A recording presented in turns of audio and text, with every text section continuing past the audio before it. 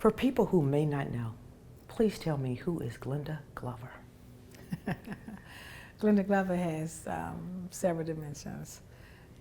There's my academic side, there's my professional side, there's my spiritual side, then there's my social and the justice side of me. So there are various aspects of Glenda Glover.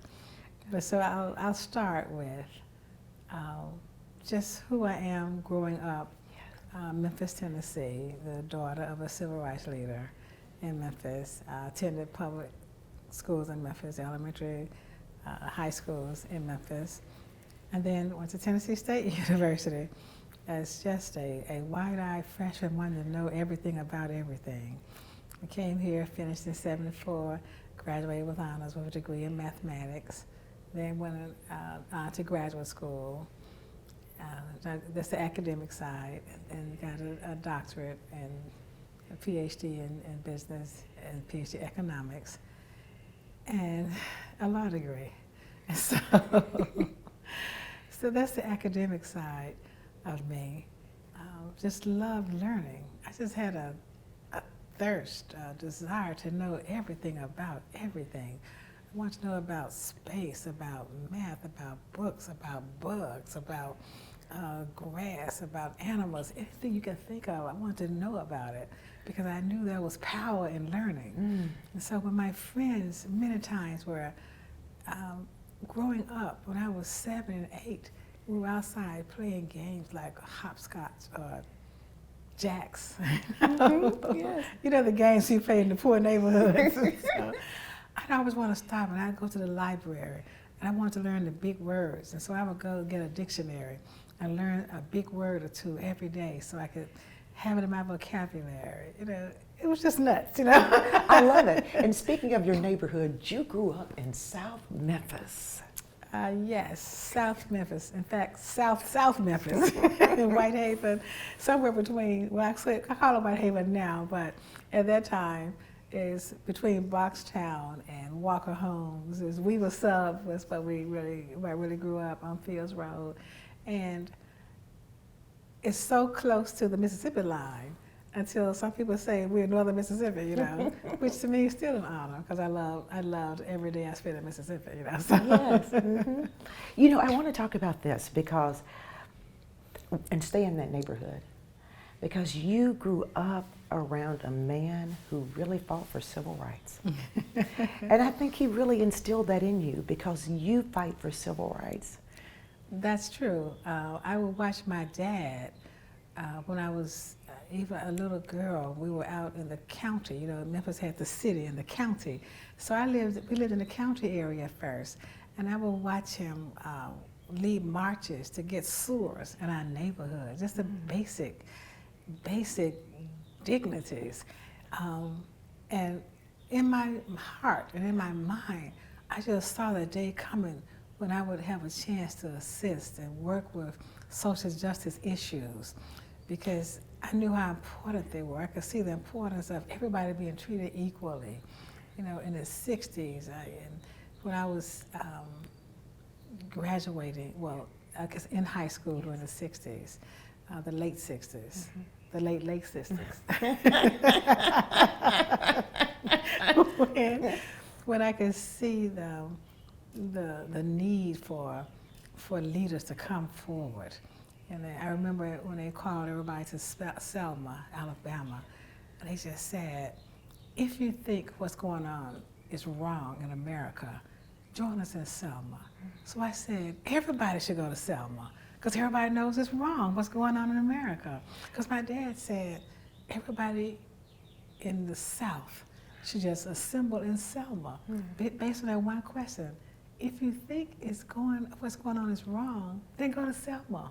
And so I always understood that there would be a day coming when we would rise up and be leaders and not be bound to all the racial discrimination. Oh, of course it still exists, but we managed to plow through it. There was a way, I could see a pathway through it, you know, so.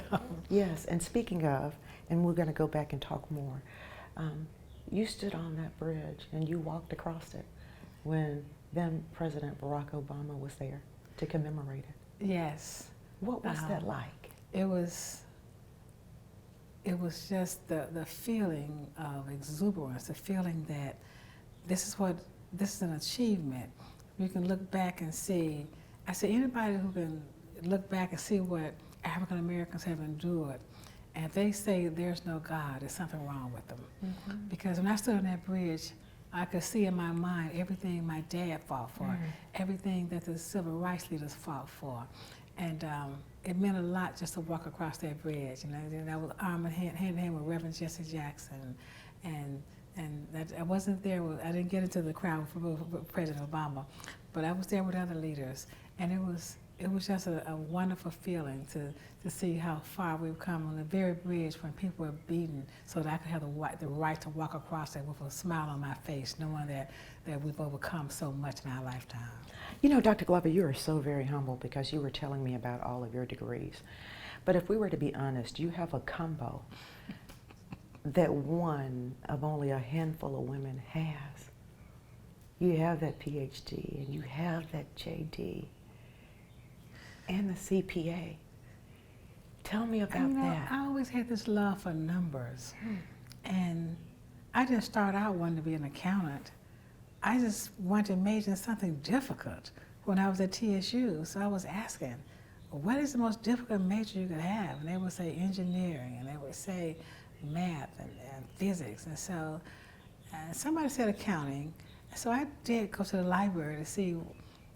I wasn't sure if I wanted to be a doctor or a lawyer. You're still trying to feel your way through things at that time. And I said, I know I want to teach math so people understand math and like it. But then I started looking at the pass rates of various exams, and the bar exam, and the medical exam, and the CPA exam. And the CPA has the lowest pass rate. So I said, that's what I'll do, I'll tackle that. And it was the most difficult challenge I've had in my entire life, was to get through the CPA exam. No, I didn't pass it the first time, maybe not even the second time, you know. Well, I love it because, you know, look at all the boards that as a woman you were able to break through and sit on. Yeah, the corporate board route, that's one thing that we as African American women don't pursue. I guess because it's that hidden society.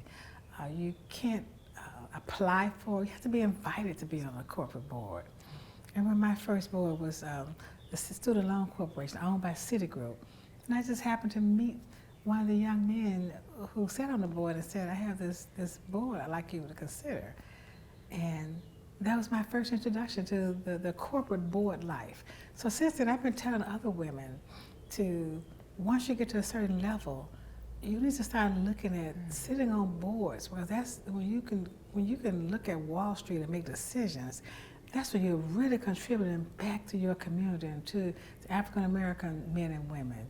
And so now I sit on the Pinnacle board, Pinnacle Financial Partners, and it's just a wonderful company. It's a bank, and I'm just loving every moment of it on the audit committee. You know? Let me ask you this: when you were coming to TSU, and you would come onto campus, and you would pass by the president's home, did you ever think that you would be the first female president of this university? I really didn't. In fact, the president's home wasn't here when I was here. This is not the location where we're sitting today. President Humphrey, I think, built this house and just made it, all I had to do was walk across and just live in it. But it was on campus somewhere else. I think you may have seen today when we were touring, but I never thought I wanted to be a college president. I wanted to be the head of a big corporation, you know. Didn't know I sit on the board of a corporation, because that time, you know, God brings you full circle. You know, I didn't know that I would be on the board of a big corporation. In my mind, I wanted to just run a big company. The other thing was to go into government and maybe hold a political office and make a difference. All I wanted to do was make a contribution and make a difference so that would affect the lives of others in a very positive way. Alpha Kappa Alpha. I ran for national treasurer, international treasurer, and won. And I guess at that time I didn't have any ambition to go any further than that, because that was a feat all in and of itself. But once I got on that board of directors and saw how I could serve and make a difference, I said, well, I set out maybe 4 years, I think, and then it was just in my blood. So I'm hearing all of these ones, all of these first, and I haven't even touched the surface of all of them because I'm sure there are many more. You know, my theory on being first, of course, it's a blessing. It's an honor to be first. Don't get me wrong, because I guess I've grown up listening to it the last, 15 years or so. So that's why I spend I spend my time trying to train others to hold these degrees. We're trying to find somebody else. You know, there are two that we know of, Ph.D, J.D, CPAs. You know, I'm one, and Dr. Ruthie Reynolds, who works for me at TSU. So TSU is famous for having the Ph.D, J.D, CPAs. They got them all working at one university. But to be the first is an honor, but to be the only is a tragedy, which means you've not trained anybody else. When you come across that river and you don't bring anybody with you, I mean, you've accomplished precisely nothing. And so I want to make sure that we have two in training, that we're just trying to push. You got the PhD, you got the CPA. Would you think about going to law school? They say, are you kidding me? You know? So, but I mean, it's not that that has to be done, because you certainly could make it without all that. But I tell you, I use my law degree almost in everything that I do, because well, the whole world revolves around the law, and it does. You have to know what's legal, what you can and cannot do. You know, it's just, you have to know the law. Every citizen has a duty to know the law. Not to go to law school, we have a duty to know the law. And so it really has helped me in my decision making, as well as being a CPA. I understand the budgets. Now we're governed at TSU by the budgets and how much money we can spend, and you know what we can and cannot do during audits. And so that has really helped me along the way. And so I use it. It's not like I got something on the shelf, you know. I use it. Yes, absolutely. Correct me if I'm wrong, but aren't you the first TSU president to ever be able to raise, what was it, $1.7 million in 1 month? Maybe. I think so. Okay. But I'm careful to say the only and the first, but I haven't done sufficient research. But I know in recent years, I can say that, in recent years, you know, within Alpha Kappa Alpha Sorority, we raised $1 million in one day, twice. And so I started thinking, I said, if we can do this in AKA, I know there's 300,000 women, but we have about, 60,000 alums. So in a month, we should raise $1 million. So we partnered with the Nashville Predators, which is a great partnership.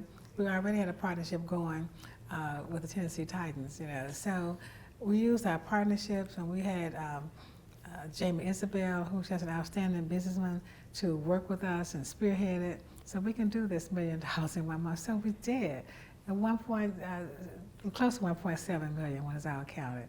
So that's to help students, because students, our population, I was talking to someone in a majority institution, and he said, gosh, I had to, this morning at breakfast, we were talking about, I got to cash in one of my CDs, because I got to give him money to go to school. And I'm just thinking, I don't have that population.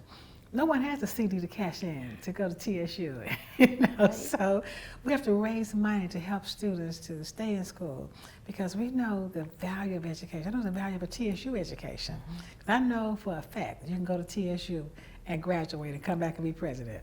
So that's been proven. Yes, that has been proven. I have the proof that you can do that. And so we want them to stay the course. We're going to help you find the money. These are good students, 3.5. 3.7, 3.3. They're good students, and we want them to stay here. So we said, let's raise money. Let's give about 500 scholarships. Well, raising 1.7 will probably give us about 750 scholarships on an average of $2,000 each. So that's going to, some be more, some be less. But that's a really good thing to help the students for this fall. So. It is. It's wonderful. Listen, you brought this up, but it leads me to this question. You were able to do the 1 million in one day Yes. for 2 years. Yes. Tell me why HBCUs was so important for you to grab hold of and say, I'm going to make these universities sustainable. Well, this is the year of HBCUs. We understand the value of HBCUs. It's a value proposition. And I know that HBCUs have smaller endowments. You know, their endowments on average are $20 million. Two things happen for this. One, it's important to understand that we need endowments to operate. Endowments represent scholarships. Endowments represent sustainability. So someone could easily write us a check, and we could give it to students for scholarships, but we were trying to build up an endowment so that the interest of that will present the scholarship to the students. So we know we need to have the endowments. So that was really important, the sustainability of HBCUs, the financial sustainability. As a president myself, I see the battles. I see the budget issues. I see the financial issues that HBCU presidents struggle with, that HBCU vice presidents of finance struggle with on a daily basis. So I said, what can we do to help? How can Alpha Kappa Alpha make a difference? If I want to lead Alpha Kappa Alpha at the same time we're leading TSU, I can see the intertwinedness of the two. And how can AK help TSU? Well, we can help TSU by raising money for TSU. Like someone said, let's do a campaign, an awareness campaign for HBCU. I said, awareness? We are already aware of HBCU. We are aware they need money. So an awareness can be done, has already been done. So an awareness campaign is not what's needed. We needed funds. So we said, let's kick off this administration. It was the first annual day. Well, the first day was a day of prayer, but the first day in the fall when school started back was the HBCU day. So we said, let's raise $1 million. They said, you've completely flipped. You know? It was quite ambitious. And so we were calling around, and I was calling all the chapters. There were 1,000 chapters. So I was calling the chapter presidents, I was sending emails. In fact, one of my sisters said to me, when I saw your last email, I just didn't even open it. I knew you were asking for money. You know? I love it. So we did the first year, it was excitement. We did, I think it was maybe 1.4, 3 or 4 million. The second year was a little harder because the novelty had worn off, but we still did it. So we're gonna do it each year for 4 years that I'm in office because it helps HBCU. We're starting an endowment at each 4-year college. So we've brought in a couple of community colleges too, because there's some folks who want to give to community colleges. So we don't stop that. So it's so important that we support HBCUs that I made it part of my platform. In fact, that's to support HBCUs, to help market HBCUs, to help students attend HBCUs, let them understand the value proposition. So that's what we've been doing with HBCUs, and it's great. Something else that I want to bring in, because I saw a few photos of you with ribbon cuttings, and I like to think of it as Batman had the Batmobile. You have the breast mobile, the mammography unit. Yes. Tell me why that's so important, because I know you're reaching out to underserved people. Exactly. Your vision, tell me about it. Well, cancer, I think, has affected almost everybody's life, whether it was you personally, a friend, a family member. Somebody has a cancer, and if you bring it down a little closer, it's breast cancer. The idea of the mammogram, as I was planning the programs for this administration, I knew I wanted to focus on HBCUs. I knew I wanted to focus on some part of health, because within the overall strategic plan of Alpha Kappa Alpha, there are some basics that we're going to cover in each administration. So health is one of the basic tenets. And so women's health, we were focused on women's health this time. And one of my friends, we were sitting around trying to get together, so Attorney Jane Jackson kind of threw out this idea about this breast cancer mobile unit. So we just took it and we just ran with it. And we went to get funders, we started putting a plan of action together, and it has been phenomenal. We have done over 700 mammograms.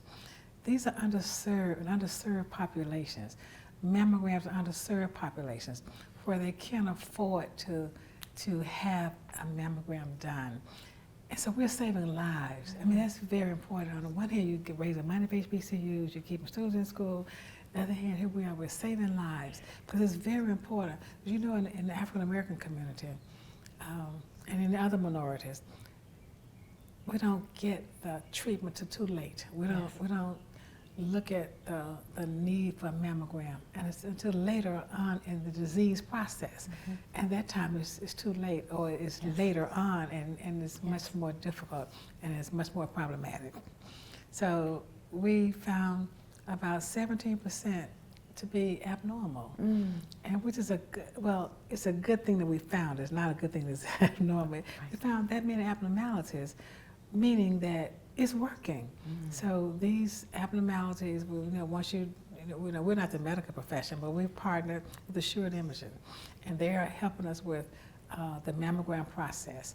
And once they've found these abnormalities, then the follow-up is done. So we're assisting and just saving lives. And it's such a special feeling to know that you're making a difference.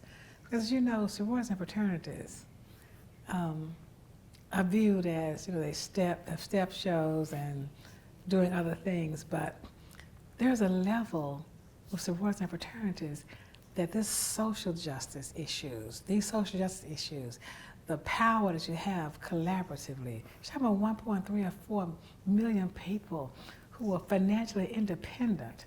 I said, Alpha Kappa Alpha, we don't go to people begging for money. We take care of ourselves. We're a membership organization. That's power. When you are financially free, when you're financially free, you're free indeed. Now you can do a lot of things by not having to answer to anybody. But the board of directors and the sorority itself, I'm saying. But I like when people see that here are 9 organizations at the Pi 9. Here are 9 organizations that take care of themselves. I don't know when I have gone out and asked somebody to give me money to help take care of us. And we're helping others. We're giving mammograms to others. We're giving money to HBCUs. We gave Tom Joyner $50,000 as he was retiring, because we support what he's doing. UNCF, we just $1 million UNCF, because that's education. That's how we get ahead. That was my whole background coming up. I saw that day coming when education was going to rule the world. If you were educated, you would be in a different pool from others. And so when I saw that day coming, now here's a chance that we can put that in action. We can operationalize what it means to be educated, what it means to assist others in becoming educated. So speaking of education and health, you are participating in this All of Us research. Yes. Tell me about that and why that's vitally important. Well, we're asking 1 million people to just sign up and take care of yourself, get the checks, get checkups. So that's really, it's right in Memphis and at Lemoyne. That's really important because we neglect ourselves. We're so busy taking care of others that we forget to take care of ourselves. Many of us are caregivers, and we just forget or just neglect to take care of ourselves. So we're launching this campaign, we're participating in the campaign to get everybody to go and get checked out. Get yourself checked out. Just go and get it done. Just set aside a day, which is March 9th, and let's go and get it done. Let's take care of ourselves. I love it. Okay, so we've talked about the professional, and we've talked about the academic. Can you give us a glimpse into family life and what it's like to be a wife and a mother and a grandmother? And a grandmother. Yes. It is wonderful. I have 3 wonderful grandsons. One is 2.5 or 2 3/4. One is a year old, and one is a few months. Okay. And I'm having such a ball with them. One has a 2-year stay in Hawaii, which is ending this summer. But I've had so much fun with them. It's no other feeling, no greater feeling than being a grandmother. So there's a funny story. There was a young man that came by and said, President, what are you going to do over the Christmas holidays? I said, he said, I'm going back to Memphis. I said, well, I hope you have fun. I said, I'm going to Hawaii to visit my grandchildren. He said, grandsons? You mean you have grandchildren? I said, you know what, I've already given you a scholarship. So you can let it go. Now, he said, okay, then thank you. And went on. He could have at least said, I was serious.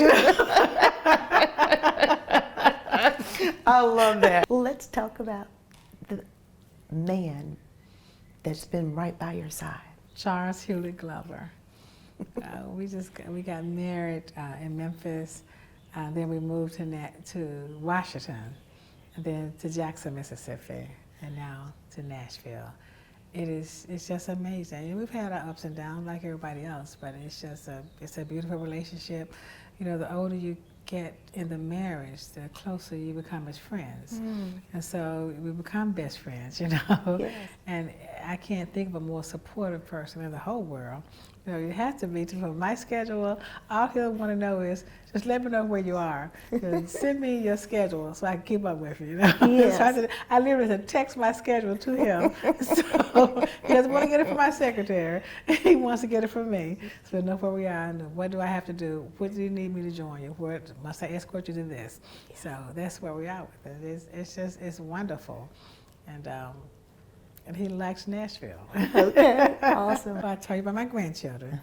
And I didn't tell you about my two children. It's amazing, our grandchildren come first on my lips. But I have a daughter, Candace Glover Datcher, grandson Lamar Datcher, and they have the one son. And they live in Washington, D.C. She's an attorney. And I have my son, Charles Glover, who's a Ph.D. in math. He filed out to me, except he kept going in math, and I switched over to accounting, you know. And they live in Hawaii for a couple of years.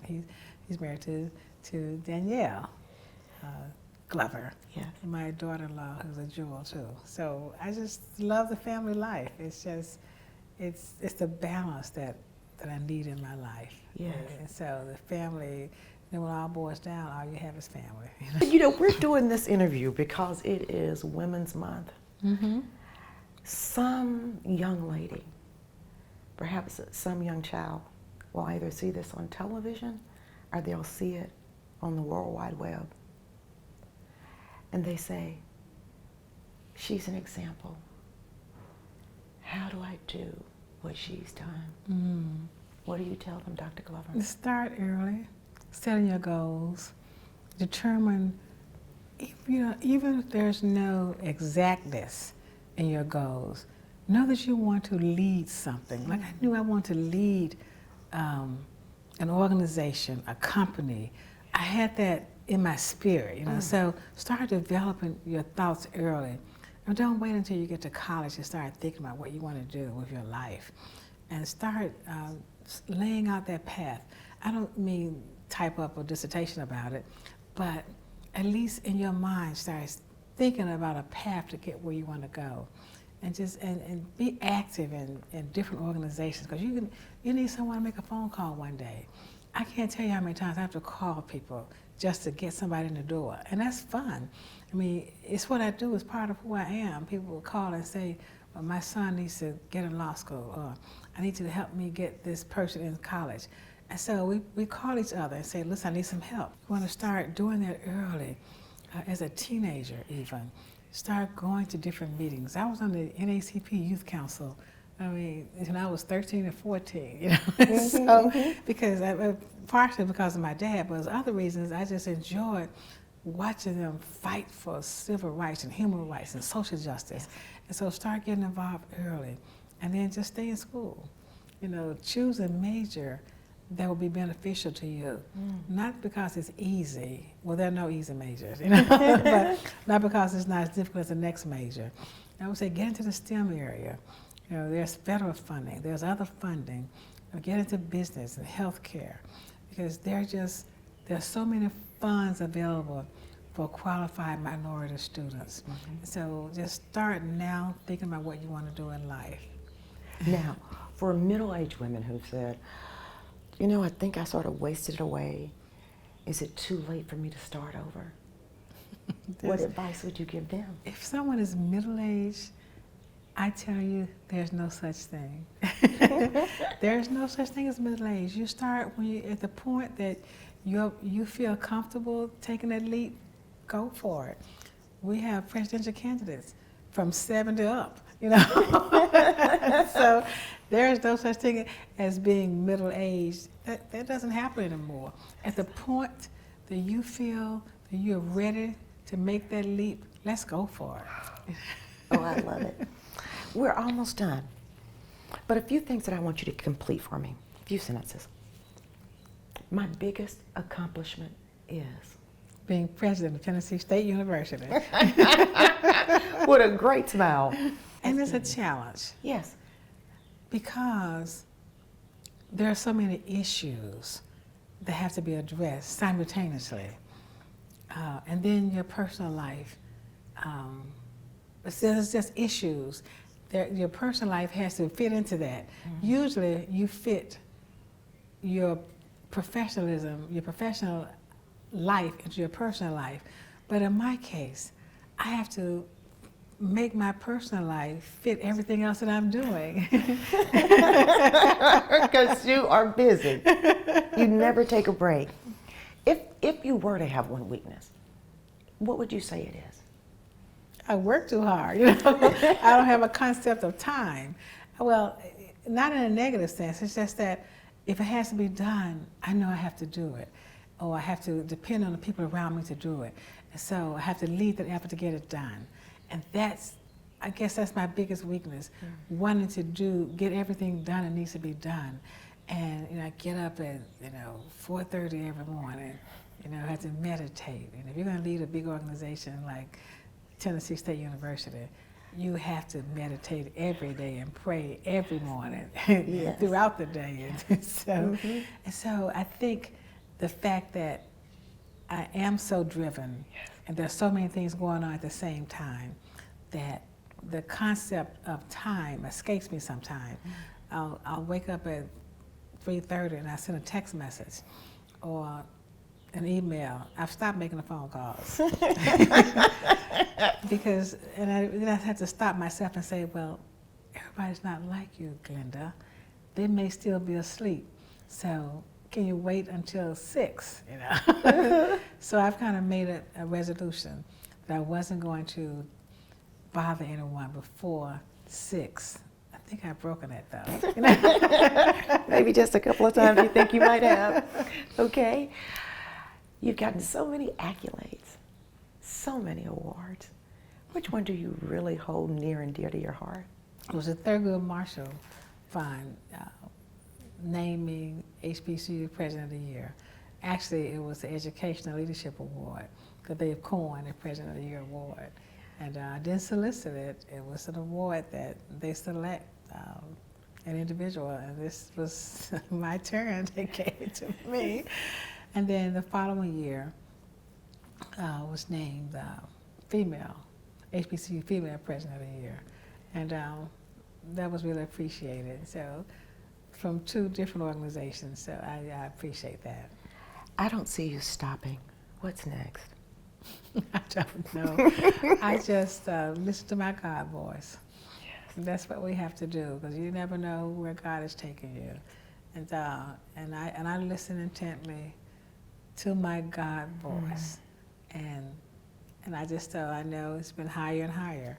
And I just thank him for guiding me and then ordering my steps in the right direction. And so I can't answer what's next.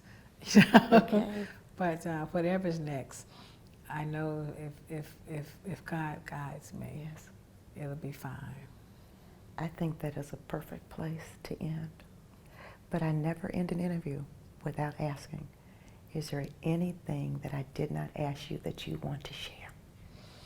I think we've covered it all. Thank you so much for allowing me this space in your space.